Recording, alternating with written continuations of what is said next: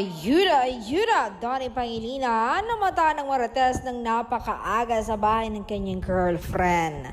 Last rehearsal kasi nila ngayon kasi birthday concert na bukas ni Bel Mariano. Pero walang palyang aktor, laging sinasamahan ng aktres. Sabi nga ng nakausap namin kanina na si Kuya Jello ang PA ni Donnie, iba daw kung magmahal si Donnie. Ayon sa kanya, mahal na mahal niya yan si Miss Ganda, kaya todo alaga siya dyan. Kahit nga malayo kami, iniisip niya pa rin si Ganda.